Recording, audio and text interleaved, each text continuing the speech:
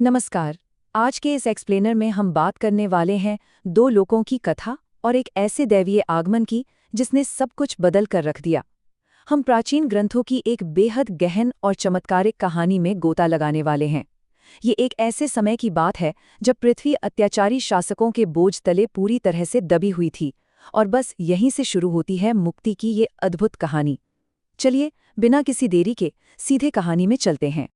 तो सीधे इस कहानी के सबसे नाटकीय मोड़ पर आते हैं। जरा कल्पना कीजिए, मथुरा में एक बहुत ही भव्य विवाह समारोह चल रहा है।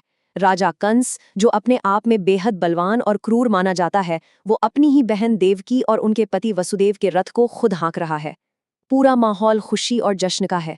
लेकिन तभी अचानक आसमान से एक भयानक गूंजती हुई आकाशवाणी होती है। अरे मूर्ख, जिसको तू रथ में बैठाकर ले जा रहा है, उसकी 8वीं संतान ही तुझे मार डालेगी। सोचिए, इस एक घोषणा ने कैसे पल भर में पूरे जश्न को एक खौफनाक डर में बदल दिया होगा। अब घटनाओं की गति कितनी तेज थी, इसका अंदाजा आप इसी बात से लगा सकते हैं कि कैसे एक खुशहाल पल देखते ही देखते एक भयानक दुस्वप्न में बदल गया। सबसे पहले एक आनंदमयी शादी, फिर वो रोंगटे खड़े कर देने वाली आकाशवाणी, और उसके तुरंत बाद कंस का अपनी ही बहन को मारने का प्रयास, जो अंततः वसुदेव और देवकी के तुरंत कारावास में बदल गया। कंस ने कोई कसर नहीं छोड़ी, उन्हें भारी हथकड़ियों और बेड़ियों में जकड़कर एक बेहद सुरक्षित कालकोठरी में डाल दिया। चलिए, अब इसे थोड़ा और गहराई से समझते हैं। इस कहानी में एक बहुत ही दिलचस्प दार्शनिक द्वैत है। एक तरफ है मथुरा, जो विशालता, राजसी ऐश्वर्य, गहरी कालकोठरी और एक भयंकर डर का प्रतीक बन गया था, और दूसरी तरफ है गोकुल, नंद बाबा और यशोदा जी का क्षेत्र। एकदम विपरीत, ये मिठास, उल्लास और गहरी भक्ति का एक आनंदमयी लोक है। देखा जाए तो ये सिर्फ दो जगहों की तुलना नहीं है, बल्कि भय और प्रेम के बीच का एक बहुत बड़ा अंतर है। अब बात करते हैं इस अंक 8 की।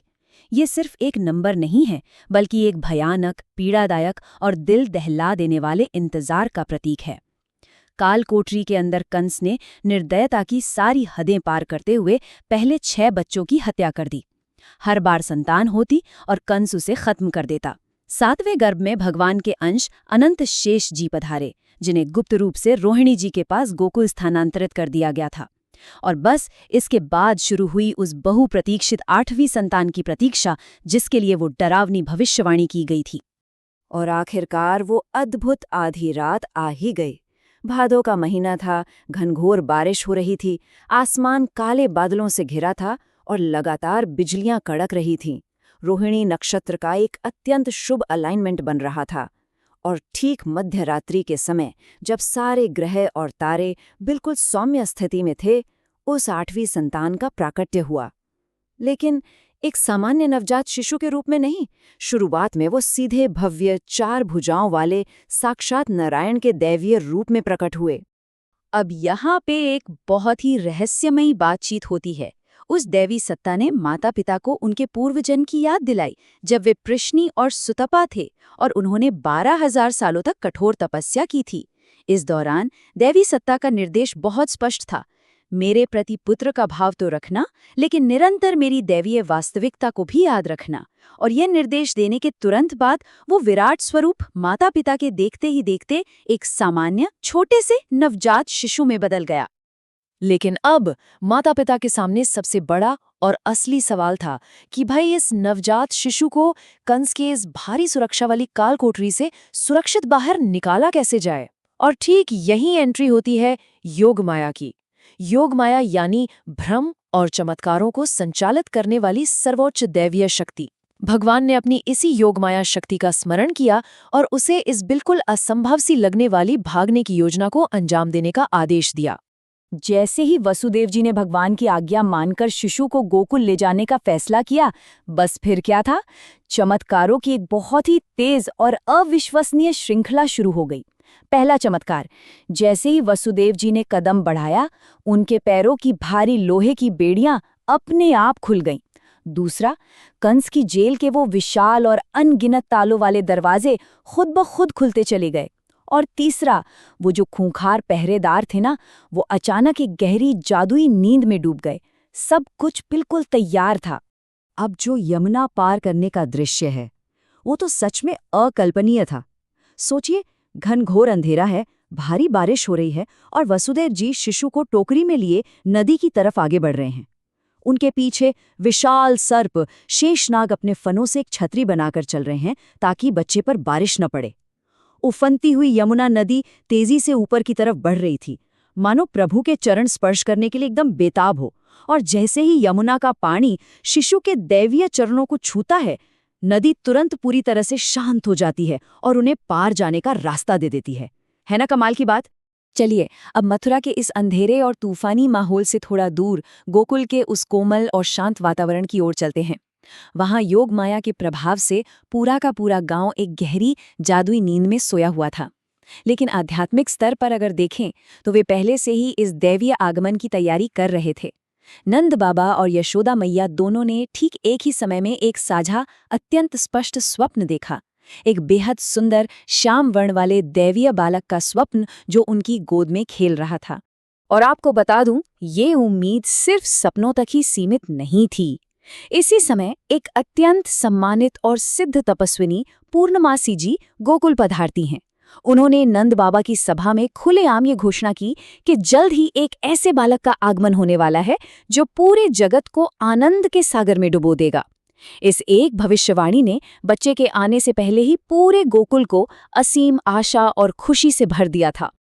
आधी रात के उस भारी सन्नाटे में एक बेहद गुप्त और ऐतिहासिक अदला बदली हुई।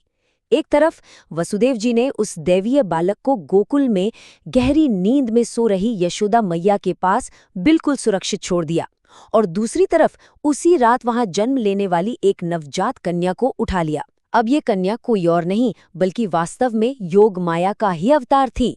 उसे लेकर वसुदेव जी वापस मथुरा के उस भयंकर कारागार की ओर चल पड़े। अब जरा कहानी के इस हिस्से पर गौर कीजिएगा कि कैसे हालात अचानक पलटते हैं। जैसे ही वसुदेव जी उस नवजात कन्या को लेके मथुरा की काल कोठरी में वापस लौटते हैं, वो पूरा का पूरा जादुई सुरक्षा कवच हटने लगता है। वास्तविकता की वापसी होती है। वसुदेव जी अंदर आते हैं, विशाल लोहे के दरवाजे अपने आप जोर से बंद हो जाते हैं, हथकड़ियां और बेड़ियां फिर से उन्हें जकड़ लेती हैं, और जैसे ही वो नवजात कन्या रोती है, वे सोए हुए खूंखार पहरेदार तुरंत झटके से जाग जाते हैं। पहरेदारों ने बिना कोई देरी किए भागकर कंस को खबर दी कि भाई 8वीं संतान जन्म ले चुकी है। अब कंस की घबराहट और उसका डर बिल्कुल अपने चरम पर था। बाल बिखरे हुए वो एकदम पागलों की तरह दौड़ता हुआ कालकोठरी में पहुंचा। देवकी जी ने बहुत मिन्नतें की, रोते हुए विनती की कि भैया ये तो एक कन्या है, इसे छोड़ दो, ये तुम्हारा क्या बिगाड़ेगी। लेकिन कंस के सिर पर तो मानो खून सवार था। उसने देवकी के हाथों से उस नवजात कन्या को बेरहमी से छीना और उसे पत्थर की चट्टान पर पटक कर मारने का हिंसक प्रयास किया। लेकिन इसके बाद जो हुआ ना, उसने कंस के होश पूरी तरह से उड़ा कर रख दिए। वो कन्या कोई साधारण नवजात बच्ची थी ही नहीं, वो साक्षात भगवती योगमाया थी। वो झटके से कंस के हाथों से छूटकर सीधे आकाश में उड़ गईं और अपना भव्य 8 भुजाओं वाला देवी स्वरूप धारण कर लिया। वो त्रिशूल, शंख, चक्र जैसे शक्तिशाली ब्रह्मांडीय हथियारों से सुसज्जित थीं, और आसमान से उन्होंने कंस को ताना मारते हुए कहा कि मुझे मारने से क्या होगा, तुझे मारने वाला तो पहले ही कहीं और जन्म ले चुका है। अब यहाँ जो होता है वो वाकई में बहुत हैरान करने वाला है। इस भयानक घटना के तुरंत बाद कंस का व्यवहार पूरी तरह से बदल जाता है। वो बड़ी बड़ी दार्शनिक बातें करने लगता है कि आत्मा तो अविनाशी है, शरीर के भ्रम के कारण ही लोग बैर रखते हैं और कष्ट भोगते हैं।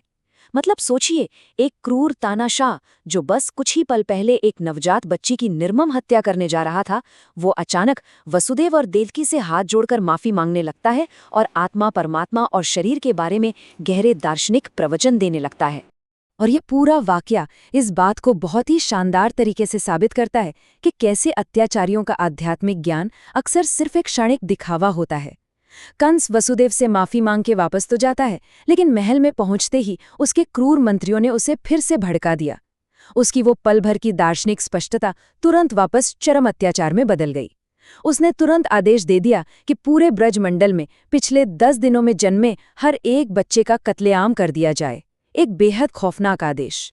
कंस का ये भयानक आदेश हमें एक अंतिम और बहुत ही गहरे विचार की ओर ले जाता है। जरा सोचिए, यदि आत्मा वास्तव में शाश्वत है और ये भौतिक शरीर केवल एक भ्रम है, तो फिर डर, इंसानी कार्यों और हमारे इतिहास को क्यों निर्देशित करता रहता है। कंस अच्छी तरह जानता था कि मृत्यु निश्चित है, फिर भी वो अपने डर के कारण इतने बड़े नरसंहार पर उतर आया। ये कहानी सिर्फ एक दैवीय अवतरण की नहीं है, बल्कि सत्ता के अहंकार और अज्ञानता से पैदा हुए उस डर की भी है। ये एक ऐसा सवाल है जो आज भी हम सभी से गहरे विचार की मांग करता है। आज के इस एक्सप्लेनर में हमारे साथ बने रहने के लिए आपका बहुत बहुत धन्यवाद।